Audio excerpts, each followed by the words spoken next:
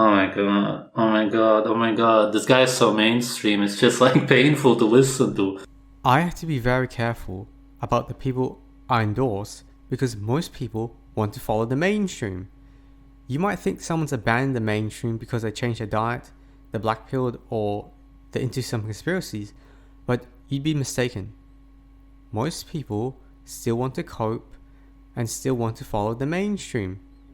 It's funny because they pretend to be against the establishment, but in their personal lives, all they do is follow the mainstream. Rehab promotes the mainstream diet and exercise just like the mainstream does. He may look down on Think Before You Simp and people on Reddit, but he's exactly like them. He religiously believes in cooking, eating vegetables, and exercise because someone else told him doing them was healthy. If you would compare eating cooked meat to satiation compared to eating raw meat, you would instantly understand that raw meat digests better. Everyone hates vegetables. Their taste buds tell them, and everyone feels tortured by exercise. It doesn't matter what studies he brings up. He mindlessly listens to the mainstream and then he looks for papers that support his beliefs, not the other way around. He's still in the matrix, he's still blue-pilled, and he's still a mainstream follower. You can't follow 99% of society and still believe that you care about the truth and that you're different from anyone else. His channel should just be called Mainstream or Blue Pill Room. In real rehab, you're supposed to get rid of your drug addiction, but it's like he got rid of one drug, but still takes 100 other drugs and now he pretends he actually got better. I unsubscribed from him because he just showed how mainstream he was. Cooked carnivores like Sean Baker have done a lot more for people's lives than Rehab Room, because health is the most important aspect of life. There's so many testimonials of people's health getting better, and so do their looks. There's also the Epitome of Malnourishment series, which clearly showed that poor diet ruins people's looks. Rehab is lucky they got banned off YouTube, but you can easily go on Rumble and watch it for yourself. I hear he was plant-based growing up, and if you can blame it all on genetics instead of diet, then you can evade blame for yourself and your parents. Rehab still wants to cope.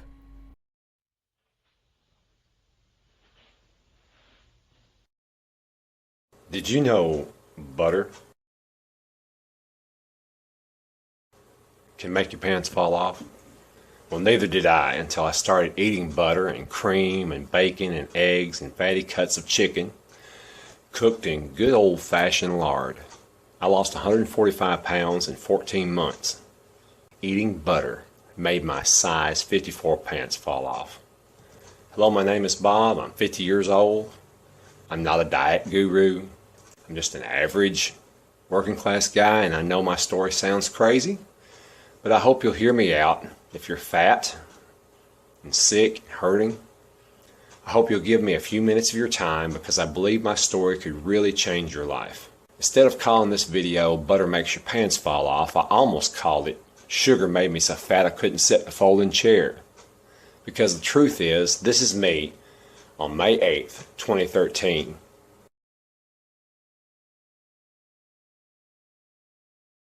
I couldn't sit in these fold-down chairs. You know, the type with armrests that are nightmares for fat people? Me and my family had gone to my son's college graduation. The ceremony was held on the floor of a huge gymnasium in Nashville, but we had to sit way up high in the nosebleed section on one of those long, hard, uncomfortable wooden benches because I was too fat to sit in these chairs close to the ceremony. I want to tell you about how I went from that guy to this. I'm about to tell you something you might not believe at first, but fat does not make you fat. The more fat you eat, the less fat you'll have hanging over your belt. Butter is diet food for people who tend to get fat. And if saying butter is diet food shocks you, I'm going to take it a step further and shock you more. I know butter and cream and bacon and lard are fantastic, health-restoring miracle foods. I lost 100 pounds in 7 months, and another 45 pounds in the 7 months after that, for a total of 145 pounds in 14 months. Eating fat is the best cholesterol medicine. The best heartburn and acid reflux medicine is eating fat. Eating fat is the best joint pain reliever. The best weight loss medicine and the best appetite suppressant is eating fat. And listen, I'm the drug company's worst freaking nightmare. I'm a middle-aged man, and I'm not on any of their pills. I don't smother when I sleep on my back. I don't have acid reflux or heartburn anymore. I don't have cholesterol problems or high blood pressure. I don't get the shakes from sugar going too low. I used to have such severe joint pain and stiffness that I could barely get out of bed in the morning. It was painful to walk. My knees and feet hurt so bad I could only use them by grinning and bearing it. And my hands and shoulders were no picnic either, let me tell you. I used to live on a leave just to make it through the day. But now I don't have joint aches and pains anymore. The drug companies can't sell me their pills anymore. I've been on a high-fat, low-carb diet every day for 16 months. And I want to share some of my numbers with you. I went from 58 inches at my belly on April the 8th, 2013 to 34.5 inches at my belly button today. You could see through in all his videos the mainstream seeping out of him. Every now and then he would interject some mainstream garbage. Oh brother, you're gonna take finasteride. Why? Because he promotes drugs. He's literally promoting drugs, and he's called Rehabber. Does anyone see how ridiculous it is, considering rehab is supposed to get rid of your drug addictions? It doesn't matter if these drugs are legal or not.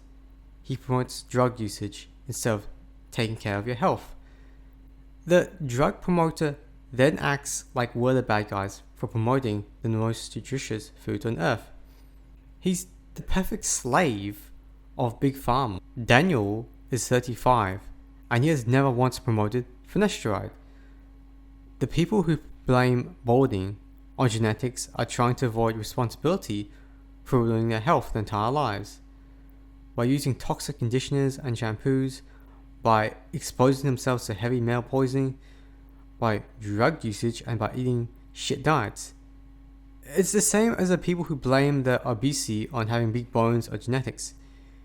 Genetics is the easiest scapegoat because you don't have to blame your parents since they can't help their genetics, and you don't have to blame yourself. Saying that the rise in veganism has caused an increase in the number of cases of hair loss. You're just making that up. There's no scientific basis for that claim. But when I went vegan, I did lose a lot of hair. For like the first 3 or so months, I had hair coming out in clumps. Every time I would shower, there was just tons of hair shedding everywhere, and I was afraid to like brush my hair half the time. When I first went fully raw, all of my hair did fall out. Now I don't want to say like all of it fell out because I didn't go completely bald or anything, but I did lose a lot of hair. It just looked like very frail, unhealthy, weak hair, and it wasn't able to grow long. My hair loss due to being vegan. I was losing hair by the handfuls, and I'd never experienced such drastic hair loss. When I first started this lifestyle, in the first 3 months, my hair was falling out in clunks. So if you do have hair loss, don't freak out and think, oh my God, this raw veganism is so bad, your hair falls out. Yeah, it does, because all the toxins are trying to come out from the root of your hair. Toxins are trying to come out any way they can.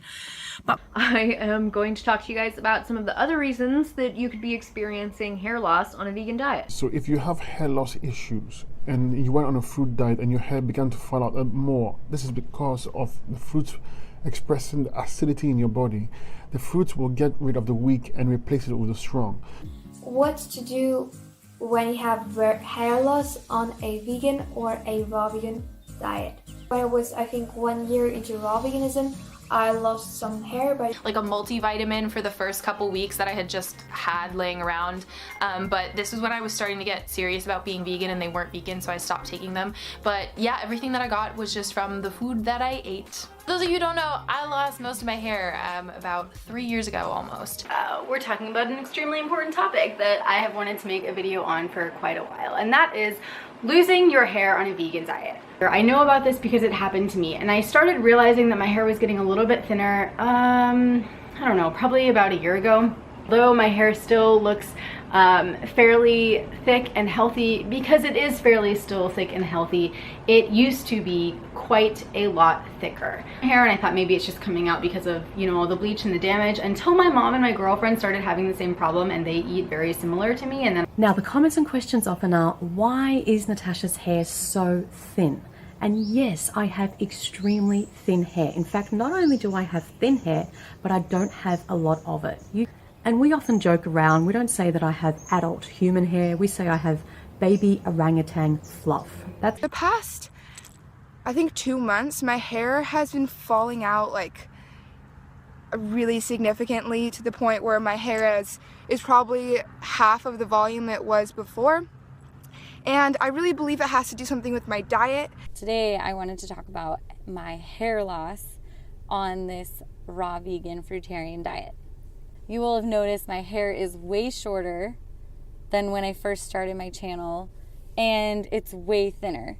The hair you see right now is all of my hair. There's no hair behind me. So you can see that my hair is super thin. Because it was actually one of my best features when I started growing it out. It was so beautiful and shiny and just silky and luxurious. Everybody admired my hair. But as soon as I went raw, the summer of 2017, the hair loss slowly started up again. Morning in my shower. Rehab is no different from the vegans who blame hair loss on anything other than the diet. There must be some other reason other than my diet for why my hair is falling out. Most people actually do follow the mainstream, the food pyramid, the TV shows and the movies, and they do eat the slop that's given to them. They do poison their scalps with chemicals. The health black pill is infinitely more important and harsher than the dating black pill. It's easier to convince someone on cooked carnivore to accept the dating black pill than the inverse. Love is smaller than health. Rehab did a scumbag thing where he made fun of the idea of broccoli being unhealthy instead of actually making any arguments for consuming them. This is exactly what normies do when they have no arguments. They attack you personally, and they make bad faith arguments just to defend their theology. If Rehab admitted that broccoli was unhealthy, he would have to take some responsibility for ruining his health. I guarantee you, he's been plant-based his entire life. What's more brutal? The idea that you're responsible for your own shit health and looks? Or that it's entirely genetics? Rehab may say he doesn't see it that way, but the evidence sees it that way. Both positive and negative examples exist of people's health, both improving and getting worse as they change their diets. It's not just the epitome of malnourishment series. It's first and second accounts of people going vegan with a clear correlation of health declining with looks. I already prepared a counter to your coping genetics argument. Daniel Lord is 35 but mocks all of these people. He also mocks other Asians so much that some that believe that the people I'm comparing them to are giving fake ages. You could easily do an experiment where you do nothing but eat raw meat all day, like steak tartare, to satiation, and then you realize that it adjusts perfectly, unlike with plant or cooked meat. Try eating cooked beef brisket to satiation, and then you realize that bloats you. Try eating bread to satiation for one day, and you'll be farting all day. Someone already did a broccoli experiment, and they got extremely sick. Don't give me the balanced diet excuse. You could do nothing but eat meat all week, and you'd be perfectly healthy. But I know you won't try for yourself because you're a poser. You don't give a shit about the truth. What you care about is following the mainstream, defending the fairy tales you grew up with. There's so many dietary myths like needing fiber or you'll be constipated, which has already been completely debunked by numerous anecdotes and a study which you can watch for yourself. But I'm sure if I asked Rehab why we need to eat plants, he would still say we need fiber along with all the other plant-based propaganda. He's an ignorant buffoon whose only solution is to take drugs and do unnatural surgeries. Other than that, he doesn't offer anything other than names and problems, but never actually trying to help people besides some generic advice, like think before you simp does. I removed his channel from my recommendations because all he's doing is promoting mainstream advice, and his latest video has outweighed the entertainment value from him into annoyance.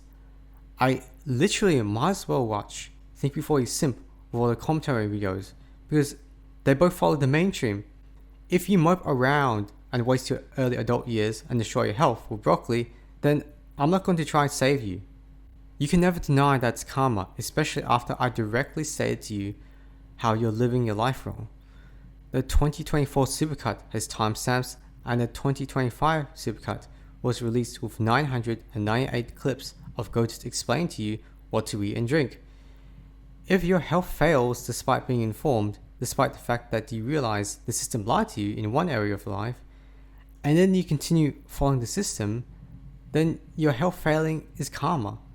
I see no reason to argue with people who disagree when it's literally their responsibility to fix their life, not mine. I offer the people the opportunity to help themselves, but I cannot fix your life for you. I don't know what to say to people to whom I leave an easy win on the table for, and instead they decide to listen to known liars. Rehab may not consciously be lying to you, but it's like his parents lied to him and then he finds out, but he still follows 99% of what they say, which they got from system anyway, and then they pass it on to the rest of you. It's trickle down lies.